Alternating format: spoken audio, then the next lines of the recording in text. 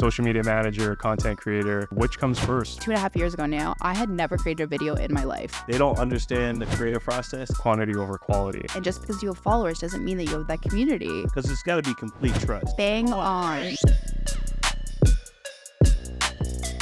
I took a gander at your social media profile, and I was telling you before the podcast, I'm amazed at just your credentials.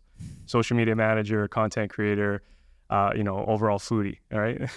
But I want to know from you, which comes first, or which do you identify most? Ooh, good question. I would say first and foremost, because Toronto is so expensive, as we know, it's about making money. So I would say like my business, like being a social media manager is, I wouldn't say how I would define myself, but I would say like my leading kind of crux of it all.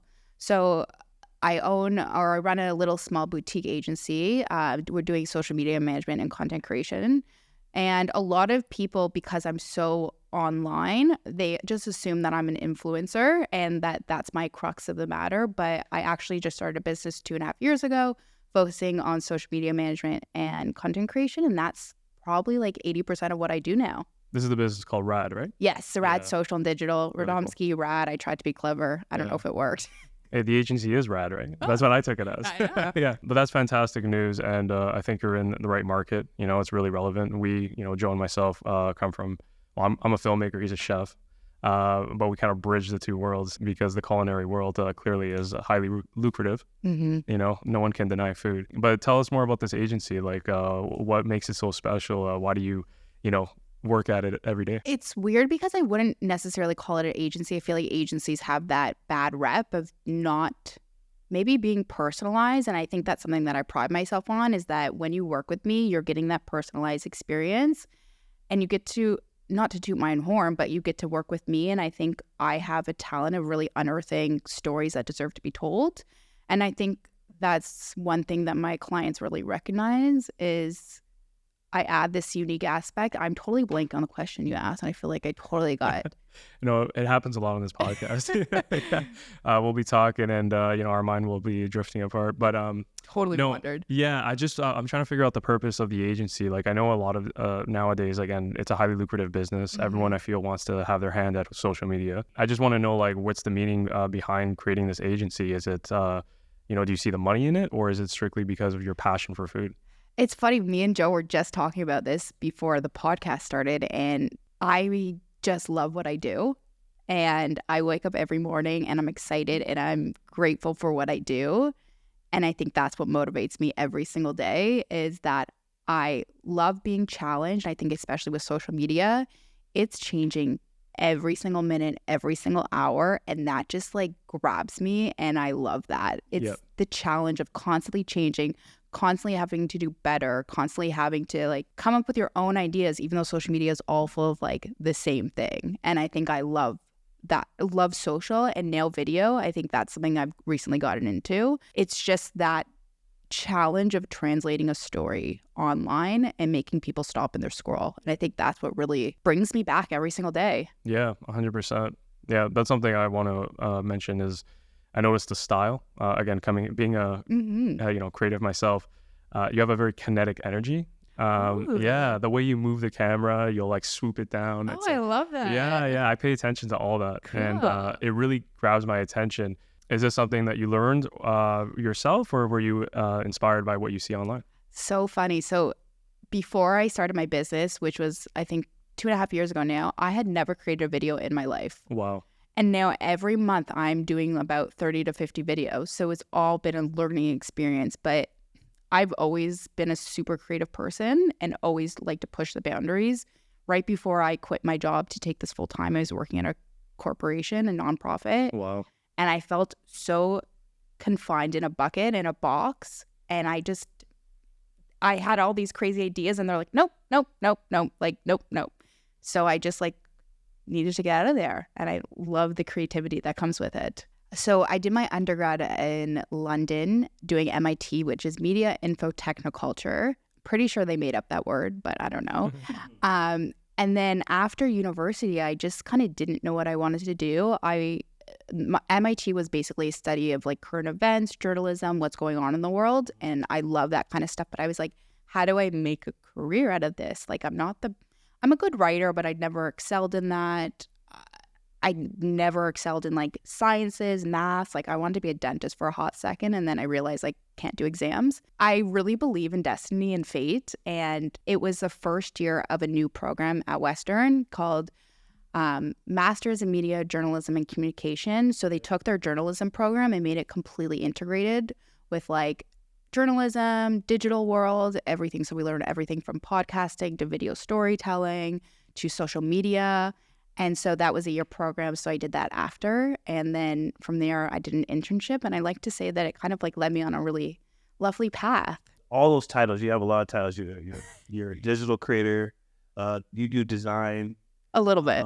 And so let's go back to the agency thing. Mm-hmm. There's a lot of chefs out there and content creators are looking for agencies to work with. Mm-hmm. A lot of these agencies may not be completely honest when it comes to work and numbers that come in, right? So like you work directly with agents, with the actual client. I have clients, and then I also have a few freelance employees that work. So that's the cool part, right? So like I talk to a lot of chefs, and they're always weirded out about working with somebody else. Where I know comes through that one person. Yep. Because it's got to be complete trust.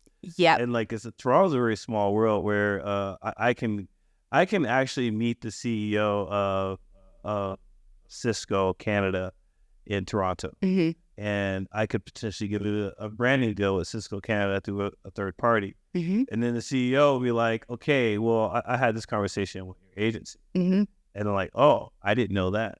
It's so funny. I literally had this experience a couple months ago. Is a restaurant, I'm not going to name names, reached out because they wanted me to come try their food. And I was like, I'm really sorry. I'm so busy that I only can really take paid partnerships. So I said, sorry, like these are my rates, whatever. And they're like, we have no budget to pay you. So I was like, that's fine. That's cool. One of the owners or one of the top management people actually did like a panel promoting creators. Oh, wow. So I was like, the irony of this is just not lost on me. A lot of people want to find creators to do stuff for them. I have a whole, like, you don't get me on a rant here. I have so much to say about this. That's why I want to dive into that because it's just because I do that, right? Like I work with a lot of different brand partners, and like it's interesting that the people that work for these companies,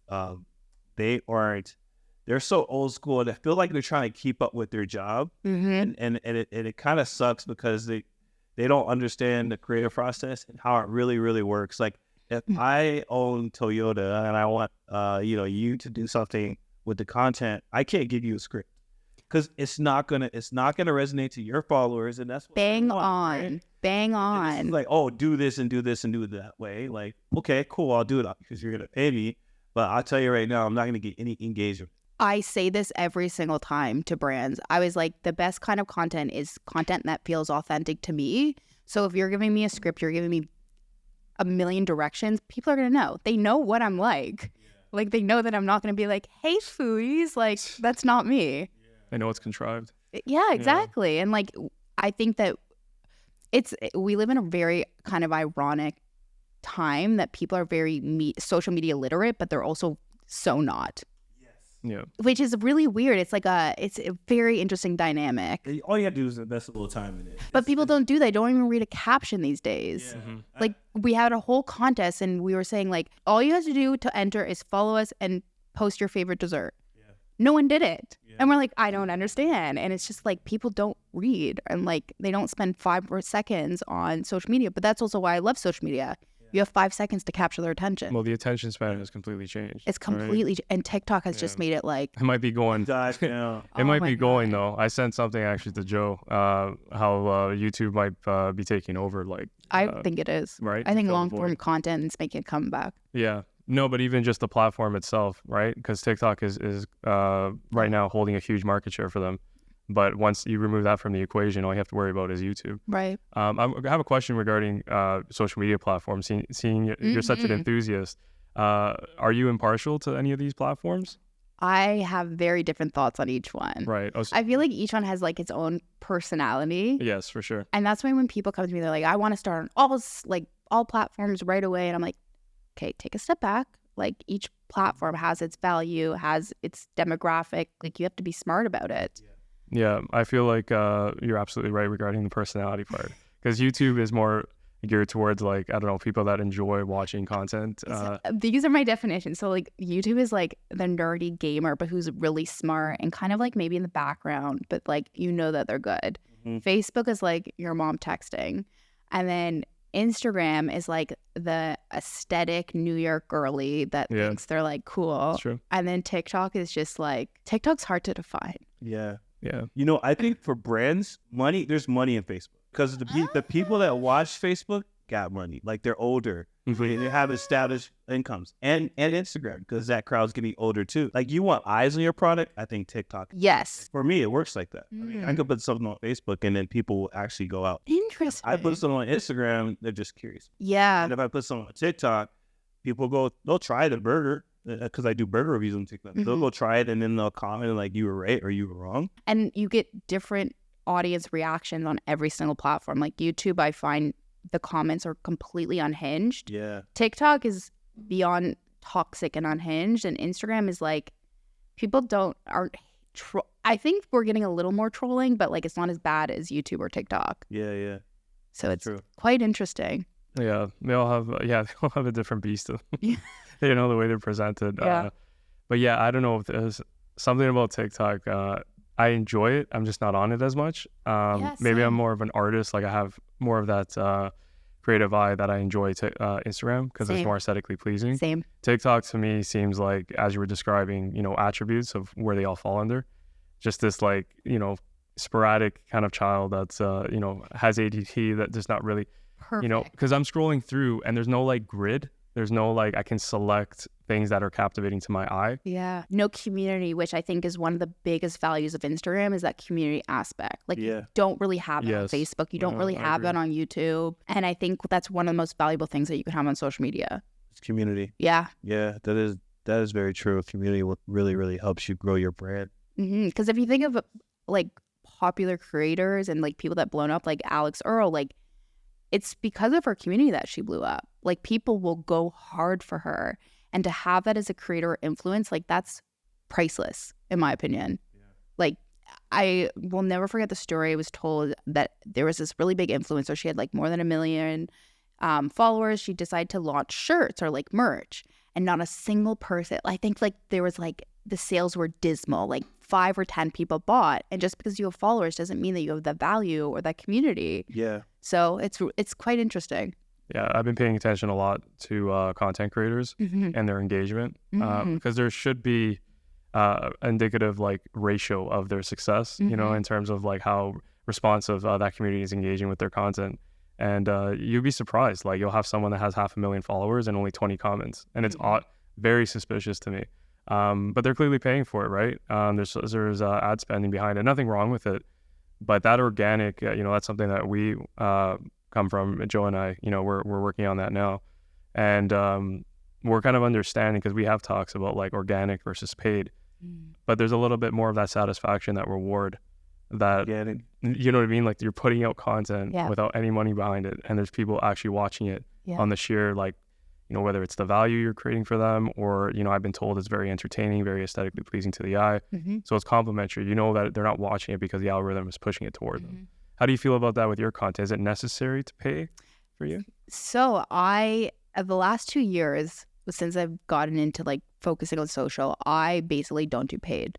Okay. I am all organic. I think that if you're creating the right organic content, then it'll perform well. So you don't need to put money behind it. Yeah. Right. I understand why people, the algorithm's messed up. Yeah. Every day, it doesn't make sense. Yeah. And they want to get their videos, if they're investing a lot of money, they want to get eyes on their videos. It makes sense. But I really try to focus on doing that organic content that feels natural. And I really focus on storytelling and getting that kind of aspect out there. I'm on the fence about that. You know? That's true. You know, the paid is so freaking intriguing. But paid has just gone downhill. Like we used to have such high return on our investments and invest upwards of like $50,000 in ads, and now we're doing no ads because we just didn't see a return in it. Really? Yeah. Yeah. The algorithm is one thing too, because like, you know, I can get a lot of comments on a post, or I can get none. It's so weird because I'm very inconsistent.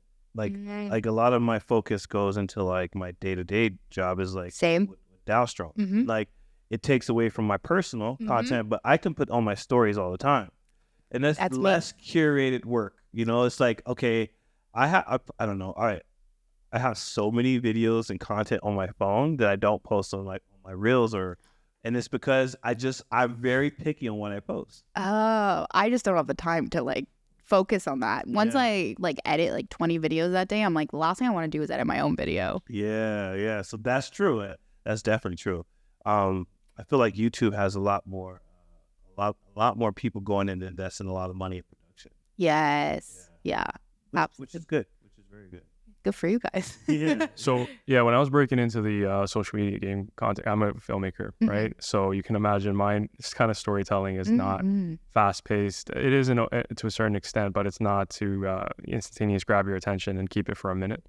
It's more of a slow burn. But my point being is that I've, listened to Gary Vee a lot, Gary Vaynerchuk, right?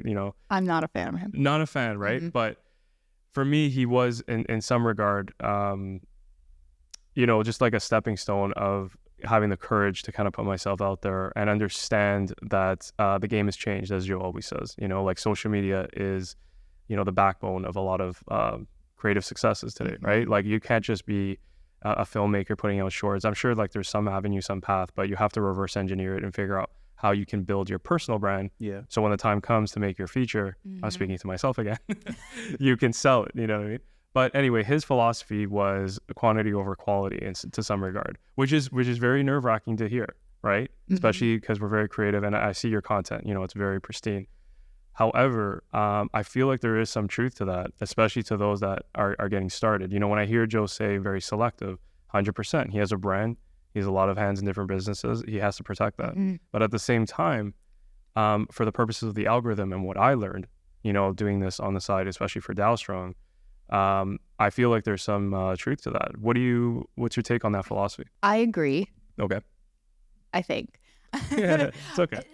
I think he's quantity. Yes, it makes sense. Like I always say to people on social media, the more you put in, the more you're going to get out. Right. Yeah. That's my sentiment. I was like, if you can post 7 videos a week, go for it. But that's not realistic for a lot of people. So what I kind of, rather than focusing on trying to get as many videos out there, I say start with maybe like 4 videos a week. And for me, it's more important to be consistent than having 7 videos every week. So I was telling Joe that I'm restarting to focus on my business side of social media. And like, I knew I couldn't do 5 videos a week. So I'm like, I'm just going to post 3 videos. And once I do those 3 videos, then you just slowly grow it up. But yeah, like if you're posting 7 videos, you're reaching 7 different audiences, and that's valuable. So it's interesting. I mean, that Gary, that quote, I don't agree at all, Rachel. It's just like, because, okay, you put out quantity, like half that's going to be garbage. And then people like garbage. That's the thing. Oh my God, the videos that go viral. Yes, when you change it to serious, they're not going to take you serious. It's a double-edged sword. Yeah. But that's why I always say, like, you have to do what feels right to you and what feels authentic. Yeah. Because, like, yeah. There's an old saying out there: it doesn't matter what they say about you, as long as they're talking about you. And that makes sense in that sense, because if you're just putting out quantity and don't even care about what you're putting out. Yeah, I don't want people talking about me, though. As long as they're talking about you, right? So that's kind of the same thing as Gary said. I don't know. I don't believe that. Yeah. Well, it's interesting because I always say, like, if you're going to be posting 7 videos a week, then throw a bunch of, excuse my French, shit at the wall and see what sticks, because that's, I find what I think will work never ends up working. Yeah. Well, I wouldn't say never. Usually doesn't end up working. And the video that you put 2 seconds in, is the one that goes viral every time. Yeah. What do you think about this? Okay, so social media is kind of like the Wild Wild West, new frontier. People are getting better at it. So there's been tons of people out there trying to copy Mr. Beast, and then there's tons of people like Gary, like try to like emulate these type of successful people.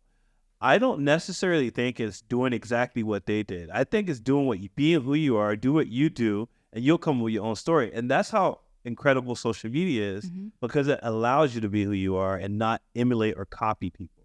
Because once you get into copying people, you get stuck into that world of people expecting that from you, and then you can't be your own person. And it goes back to saying like, you know, I want you to be this actor that always, you know, wears a red hat. And you're wearing this red hat in every movie, and you wear a blue hat in the movie, and then the people don't realize who you are.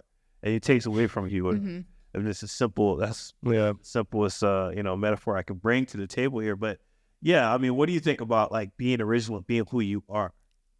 There's only one of you. And social media, I think, especially the last 2 years, like, everyone and their mom are creators or influencers. And the one thing that's going to separate you from every other person is who you are. And I will always say that. So like, I don't know if I'm right or wrong about any of my food choices. It's always my opinion. It's always my personality. And that's like why people still watch me. It's like I'm fun and I'm authentic and it's me. Well, I hope that's why. And usually I give pretty good recommendations, so. Okay, let's get to the nitty gritty. Okay. The food choices. Oh my God, this is my favorite question to ask, but my least favorite. I mean, answer. Okay, all right, good. So I'm going to ask you a couple questions. Okay. If I had 24 hours in Toronto, what places should I go? This is the hardest question, but I've thought about this a lot. Okay, so you start your morning in Ossington. You go for a nice coffee. You go for breakfast at Medina, but you don't fill up too much. You get the burger and fries. You split it. Breakfast, that's a great burger. That's in my top 10. Burger and fries? The Medina. Burger and fries, yeah. It's so good. It's such a good burger. It's so good. Or if you don't want a burger, you prefer a sandwich, I would go to Vilda's and get the brekkie bun. I think it's one of the best breakfast sandwiches in the city, and I think breakfast sandwiches are like blowing up on TikTok and Instagram these days. Hot take. Mark my words, they're the best in the city. People are going to hate me for saying that, but I don't care. You also got to save room after that, so got to split that. And then you got to go to Baldiali's when it opens. That's the hot tip. When it opens, the first 10 minutes, get a slice, share it. Then you're going to need a little bit of break, so you go down Queen Street, maybe get like a nice coffee, a bubble tea, chill in the Bellwoods Brewery, walk to Kensington, shop a little bit. And then for dinner, I would go to Danny's on College. Another burger. You're seeing a trend here. And so they're known for their pizzas, but I would say their burgers is one of my favorite in the city for restaurant burger. And Danny is also the best. And then I would go to a nightcap maybe at Civil Liberties or Barbroe. So I've heard that name in a long time. I just went there for the first time this year. And it was just like, I like the concept. Great vibes. Yeah, I feel like, and they just won another award for, I think, Bar of the Year or something. Oh, wow. Yeah. Very cool. That's really cool. Okay, so now I got two more questions food related. Okay. 24 hours, that's good. I was just in LA. It's really I packed. did the same thing. I did the 24-hour thing in LA, but mostly in Santa Monica. Literally, whenever I travel somewhere, like my itinerary is based on food. Me too. Like I went to Chicago. As it should be. Yeah, I went to Chicago earlier this year, and I wanted to get them. Why am I blanking on the burger that everyone gets in Chicago? Oh my God. Chevelle. Yes. Yeah. I waited in line for opening and based my whole day around that. I need a Chevelle burger right now. Oh, It's such a good burger. I got there. First time I got there, I waited 4 hours in line. 4 hours. 4 hours. Yeah. It was so worth it. Yeah. And then second time I learned my lesson.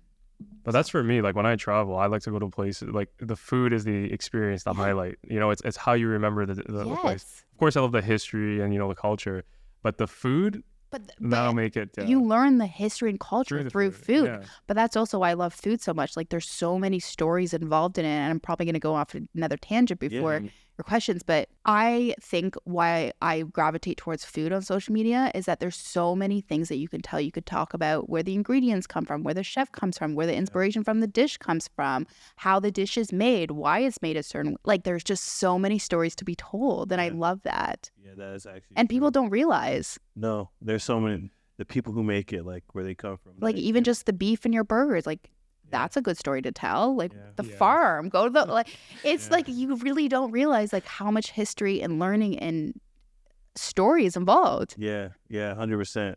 Okay, I was gonna ask you top 5 burgers, but you know burgers. I think I know we burgers. met each other like what you having my burger. Yep. Oh, there you go. Which is pretty cool. Okay, so what we'll do is top 5 eats in the city. Oh my, this is always the hardest question. Okay. Yeah, so like yeah, just the top 5 overall like quick eats. Quick eats. Yeah. Okay. Number 1. Okay. I'm not going to do any order. This Yeah. is just overall. Okay. So La Salumiera, Davisville and Young. Yeah, that's a sandwich spot, right? Yep. Yeah, so good. The most authentic Italian sandwiches. You get your bun. I love Gia. I am not vegan or vegetarian, but I think it's some of the most incredible food I've ever had. Fishman Clubhouse lobster. I forget how. Oh, it's fun. I forget. Oh my! It's just like whenever someone's like, "Where do I go?" I'm like, "Go there for a birthday." It is the most fun, interesting spot ever, and the food is so good. Yeah, the experience is great and the food's good. The food's good, and I wouldn't say obviously it's not cheap, but if you go with a big group, like Cheap then. yeah. I don't know how many that is. 3. I feel like I need categories to like Okay, so for my birthday this year, I did a Michelin star sushi, and I never do Michelin star Wow. You should. because I no. Is that a 2-star one I read about? Or no? No, it's called Yukashi. Okay. Yeah, Yukashi. Yeah, on Mount Pleasant. Yeah. 10 courses. It was at omakase, so you don't know what you're getting. Oh, wow. I was blown away. Like, I went to Japan, and like this was just as good as Japan. Oh, wow. Sushi. That's a test. Yeah, like we had Wagyu. We had like they brought in the watermelon overseas. Like not the watermelon, like melon. Yeah. I know we're talking about food here, but like, I don't know, just over the weekend, I've just been to some, frequented quite some places I favorite in the city. And I just recall like, yeah, of course I enjoy the food, but for me, it's like the service that put it above and beyond. Like the maitre d' at the restaurant last night for my mom's 60th went out of her way to like talk to us and, ask us how we had a great experience. And regardless of how you feel about the food, right? We had a great time, obviously, but regardless, that just puts it on another note, you know, that, hey, you know what? We might come back. Yeah. But that's how I approach business. The other day, someone was like, okay, what are your kind of like tips for being like, you obviously never did this. Like, I am the last person that you would expect to be a business owner. And I was like, I treat humans like humans. And I find that like in business and in the corporate world, people treat it like corporate, which is okay. Like, obviously it's a business, but like, I really like to treat people with kindness and niceness and like decent humans. Yeah. And I think a lot of people take advantage of that. Well, there's a notion that you have to be cutthroat to survive. Yeah. Like, that's what I was told. Like when I was a kid, Yes. my parents would be like, you know, because they're conservative household, you know, immigrants, like you have to be an asshole, you have to be cutthroat to make it as a filmmaker. And as I got older and all the connections I built and accrued, I said, regardless, let's say that is the case, right? Because I'm not there yet. I would never want to look back on my legacy and said I was, you know, a piece of shit person to get to this spot. I want to be a person that uplifts people because I know what it's like to be an underdog, right? And yeah, and it's I just like, I don't know, I look back on like all the kind of connections I've had, like Joe, for example, and it's, you know, a testament to if you're a good person, you'll attract even better people that'll inspire you. Yes, and it's so funny. Like that. I was at an event and someone introduced me to a pretty important person and they're like, this is Robin. She's just a really good person. And I was like, that is genuinely like just the nicest compliment someone can say. Yeah. Like I was like, I don't care to be known as like the most popular, smartest, like just being a good person. Like, damn. Yeah. Okay. Yeah. Well, I got a follow-up question. Yes. One characteristic that you don't like about yourself and one that you love about yourself. I'm too emotional. Okay. My sister tells me all the What's time. wrong with that? No, there's a lot wrong with it. So I'm emotional and reactive. So I find that like I get offended really quickly. So, for example, when people kind of negotiate for my rates, I sometimes take that offensively, like they're devaluing my work. And my sister's always like, no, like it's just a business. Like you can't take it personal. Yeah. So I find that that's kind of like something I'm learning to like kind of harden my edges, but not too harden. I am very sensitive. Yeah. So I take things very personal, which is why I also can't deal with trolls online. Yeah. Like I will. Oh, it does Yeah, affect you? Oh, yeah. I mean, would you go after them? Or you just like shut down? Sometimes depends on the mood. I go after him. I know you would. I wouldn't. I just go after him. Scared. I just like, I wish you would show up in the same room I'm in right now. I posted this TikTok saying that Odd Soul is a hidden gem in the city, and everyone started coming for me, being like, "You're dumb. It's not a hidden gem." I'm like, "I know. I'm just doing it for the video." Yeah. Someone duetted that video, and he had a lot of followers, Oh, wow. and I was like, Yeah. and then I ended up just messaging him, being like, "What's wrong? Like, what did I do?" And he's like, no, it's chill. I'm just playing with you. And then we had a conversation, and then we started becoming friends. Yeah. So, yeah. That's cool. Yeah. That's cool. Hidden gem. What is a hidden gem? You know what a good Toronto gem is that I just had? Nom Nom Nom Poutine. Oh, Really? okay. I heard of that actually. No, I'm not. Yeah. So it's in a container kind of shop right by Toronto Western at Dundas and Okay. Bathurst. Oh, yeah. Oh my God. So I'm doing a poutine crawl. Oh, I've nice. only done 2 stops so I like far. that routine crawl. Some of Shout the, out to Num Num Num. Yeah. and the owner was so nice to me. Like, he had no idea who I was. I don't like to obviously tell people like that's not who I am. Yeah. I want to pay for food and support the people I want to Yeah. support. He was like, I wish I had cheese curds, but we get our delivery tomorrow. I would have given you some. Like, so nice. Had no idea who I was. And I'm like, it's Yeah. okay. Don't worry. But yeah. Cool. Oh, I didn't get to follow up on the. Yes. What do you love about yourself? Oh, I push myself really hard. Yeah. Proud of that. Yeah. Yeah. And I'm honestly just really proud of everything that I've accomplished. Yeah. So I don't know if that's something I love about myself, but I'm just like proud. Awesome. Yeah. And I think that we don't say that enough about ourselves. No, we don't. Yeah. Yeah. We don't. And then speaking of that, I'm sorry, Dan, jumping in here. No, go ahead. Yeah, I want to take this opportunity for you to tell us like who you are. Like, what do you like? Just like anything that you want people to know about you, and just like be boastful as possible. Oh my God. And I'll give you permission. So Give me permission. yeah, just like be cocky. It's just so a little bit behind like backstory is that I kind of grew up in a big family. I always was like the black sheep of the family. Like, my brothers and sisters always really excelled in school. They were always like super professional, knew kind of the route to go to, and I never really could find my place. I was good at school, but I didn't love it. And until I kind of was able to discover like what I was good at and what I loved doing, which was like telling stories and being on social media and connecting with people, it was hard to find where I belonged and kind of like find my passion. And now I'm just very happy to kind of wake up every day and do what I love. And with the influencer side, I am so grateful for everything that I've been able to do. And it's all thanks to Blondie starting 10 years ago. Yeah. So I started this channel as part of my master's program, as part of my final project, because I was looking into Instagram and advertising and social media. And this was like before food and social media was a thing. Like, do you remember the food truck? It was like a sushi burrito. Yeah. Yeah, I heard of that. I did my final paper for my master's project on like the phenomenon of food on social media. So I kind of like saw this wave coming down. And like ever since then, like I've just been so entrenched in this industry, and I just love food. And I just love how it's brought me so many different opportunities. Like, how am I able to have worked with Nutella, Harvey's, Toronto Life? Like, it's just crazy. Like, I will never get over certain emails landing in my inboxes and being like, we want to work with you. Like, Yeah. it still shakes me. Yeah. And like this previous week, I was at an event for Fever Tree, which is a brand I've had for years. Yeah.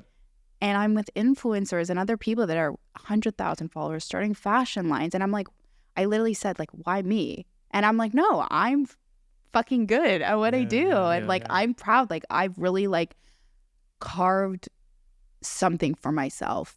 And like, I don't have any connections, and it's all built on 10 years of hard work. Like someone the other day was like, how do you get invited to all these events? And I'm like, 10 years of this, 10 years of connections, 10 years of these relationships, 10 years of hard work. Like, it doesn't happen overnight. And I'm super proud of that. Yeah. And super proud of myself. That's dope. That's great to hear. That's dope because it's all you. Yeah. Yeah. And like, I've had to learn so much starting a business. Like, I didn't know accounting. I didn't know you had to pay HST. I didn't know you had to do all this stuff. And like, people are like, you just go to events, you have fun. I'm like, there's so much more that goes into this. Like people don't realize I'm usually working 7 days a week. I'm working on Saturdays. Like, I'm the creative life, especially now with this new venture podcast, it's 24/7. It's 24. It's like Joe said, like your mind is always running, always running. Like I'm always 5 steps ahead thinking about like what's coming down the pipe. You can't miss a phone call. Can't miss a phone call. Like my brain doesn't shut off. It doesn't. And especially with social media, the toxicity of it being like constantly going, it's tough. I want to give some words of advice to people who are listening. The reason you can't miss a phone call is because I've been tasked before to like find somebody that we will want to work with, and I'll have a list of 10 people, whatever the project may be, and then I'll go to that list, and basically usually it works as the first person who answers the phone gets the job.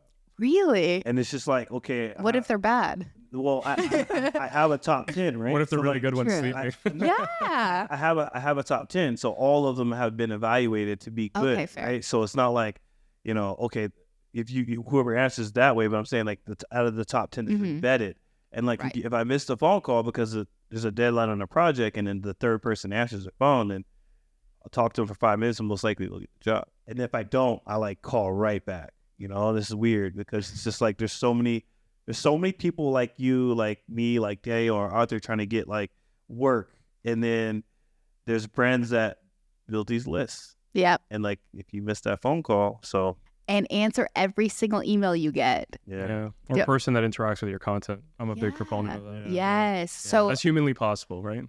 One thing that I've made kind of a new tradition of mine is like every time I go to an event to meet someone, like I'll send them a message on Instagram after. Like I think I sent you a message being like, it was great to meet you. Like, you got to stick in people's minds somehow. And like, again, just be a human, be a good person. And people remember that. 100%. Because, this is like vouching for people like, oh, you heard about, Robin. Like, yeah, she's freaking awesome. Yeah. It's just like, your name is everything. Yeah, that's your brand. And I think just like discussing with people, like just brainstorming, like I think both of you work for yourselves, like like you get in those creative ruts, and just having people to bounce ideas off it. It's always good to be in a round table. I mean, it's just like people, same ideas with the same goal, no egos. Yes. I love the story, author, the nice of a round table. It's just like, that's to me the greatest way to build a democracy, and then a democracy meaning of people who have equal minds, equal thoughts, equal ideas, and no one's ahead of the table. And like you can literally give the next person a great idea and they won't take it. It'd be a group idea. So I love round tables, and it's good to have that. All right. Well, thanks everybody for watching. Thanks again, Robin, and let's get it.